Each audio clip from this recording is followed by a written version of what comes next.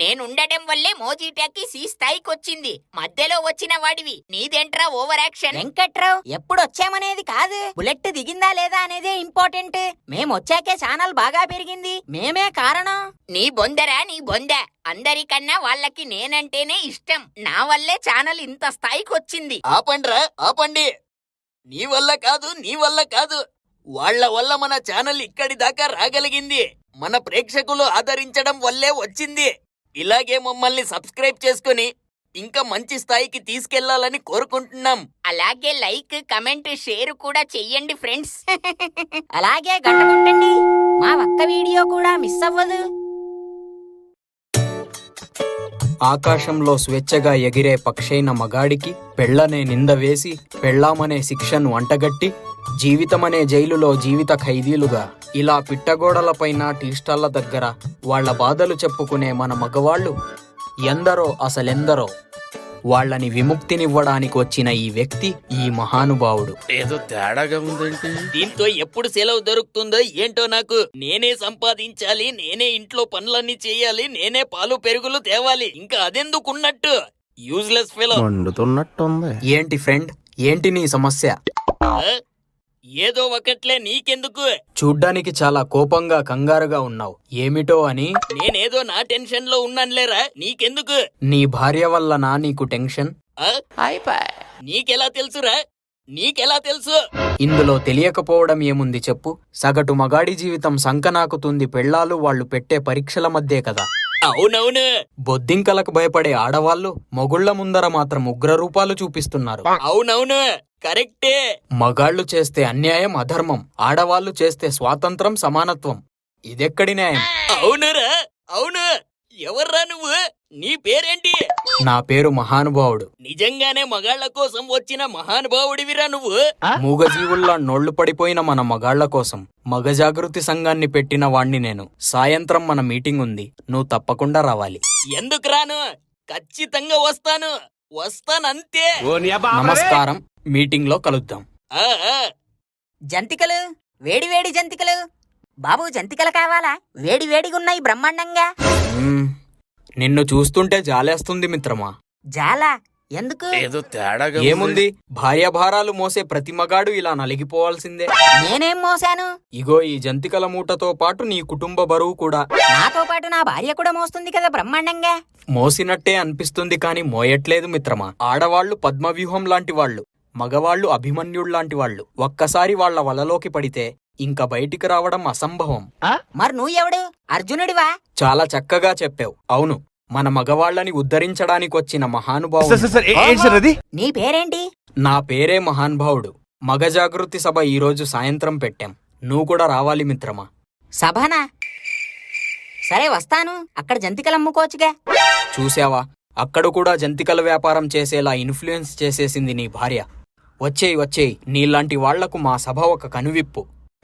అలాగే.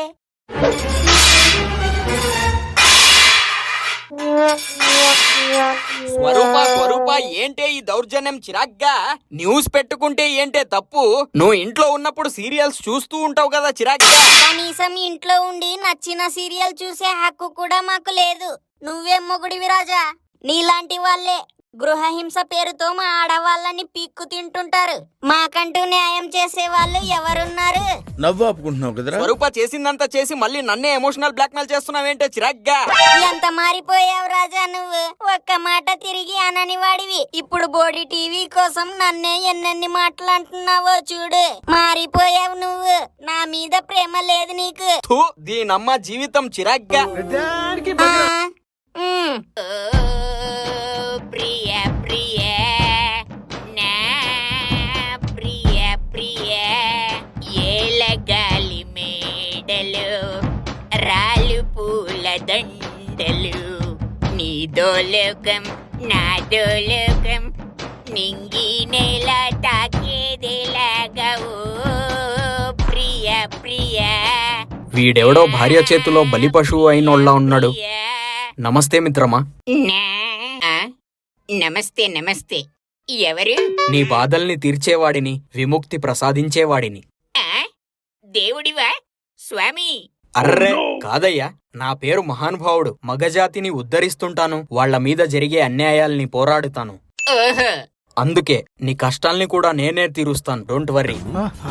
ఇంత వయసొచ్చిందంటే పెళ్ళాంతో ఎన్ని పాటలు భరించావో, చాలా గట్టిగుండే నీది. పెళ్ళామేంటి?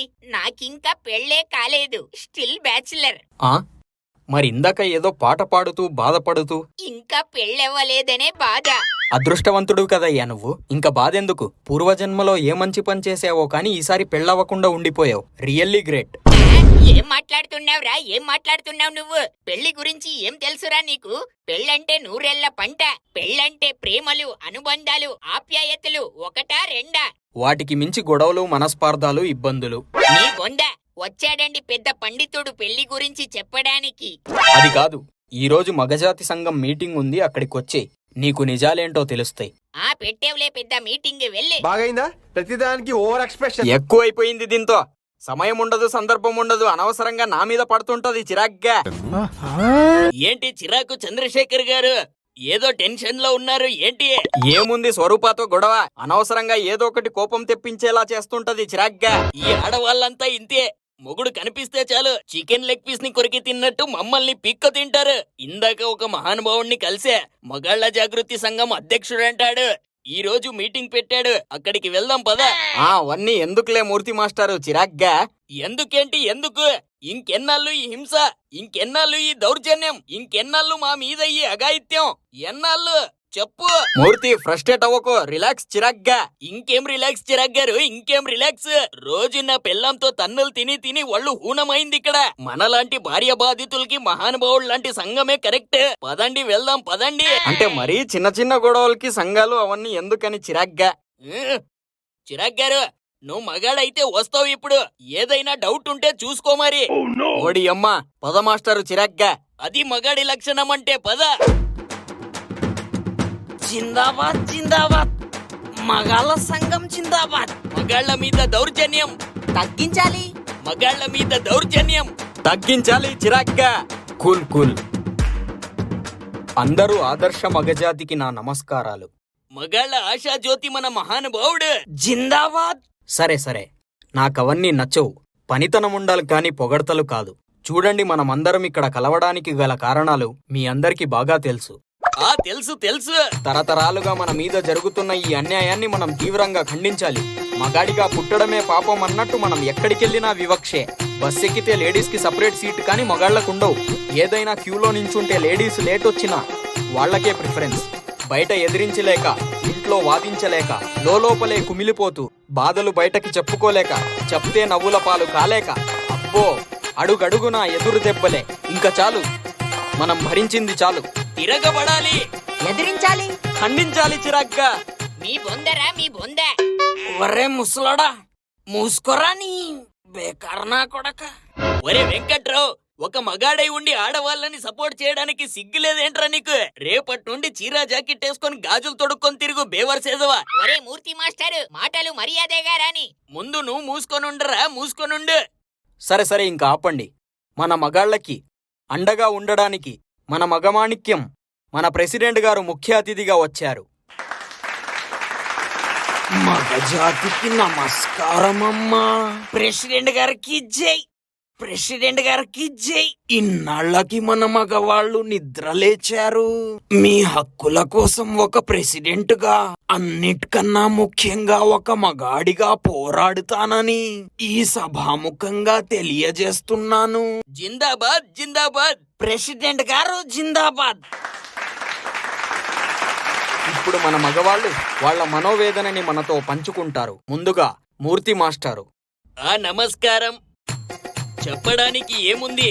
నా బతికెలా ఉందంటే నా బట్టతల చూస్తే తెలిసిపోతుంది. ఏమీ లేదిక్కడ, మొత్తం నాకేసింది.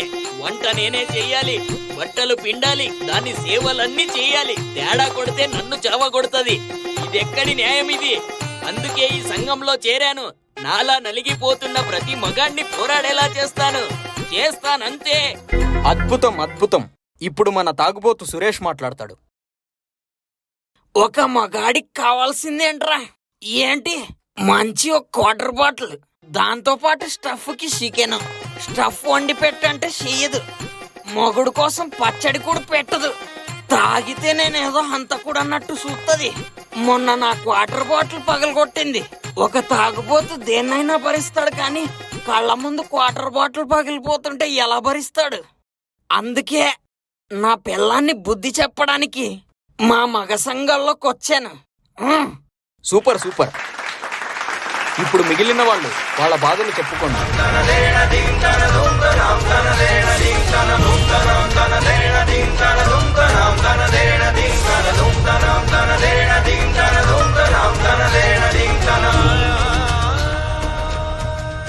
మహానుభావుడు గారు, ఇప్పుడు అందరూ వాళ్ళ కారణాలు చెప్పారు.